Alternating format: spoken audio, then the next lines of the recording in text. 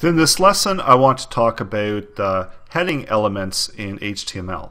So headings are indicated by H1, closing H1, content in between is the top heading, and headings do have a structure. So there's headings, H1 are the most important and H6 are the least important.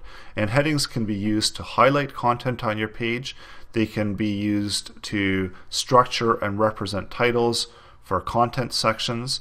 You should only have one H1 tag per page, and H1 tag should be on the main page. So we'll take a look at some different heading tags here that we have in our WordPress site. So this is just our default WordPress site, and WordPress does headings really well.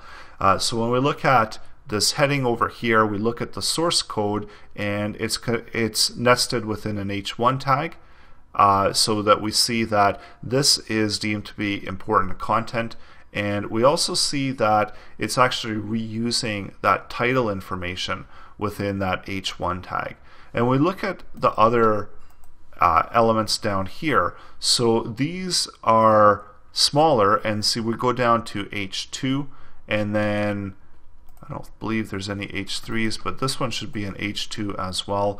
So the way that the structure of the page is that the H1 is the most important, and then we've got a series of H2s that are also valuable heading information for the sections within the web pages.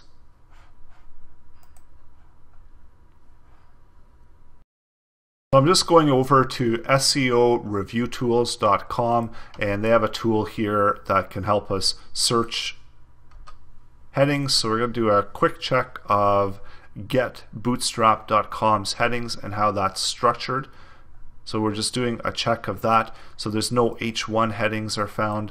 So take a look at that and see within the source code, we see that this is in fact an H1 heading. So not sure what happened there, but we see that we always have the same type of structure where we do have that H1. So we've got H1 down here, which then we've got the H2. So this is counted as within the title area. So that's why they've got the H1 up there as well. But typically you'd only have one H1 per page. And then as you move down, you move it into H2s. So overview H1, and then we go to H2, and this should be an H2. So all of these subcategories, subsections, all of these main broken down sections are going to be H2s.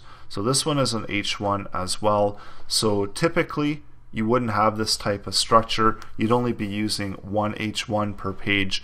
But again, so there are some variations that you can do, and doesn't always hurt your search engine rankings, and always keep in mind that you don't want to over SEO. So over here I've got my index.html page, so I've got my H1 up here, and then all the other headings are H2s. So I've got H3s because this is a subheading of the main heading and working all the way down.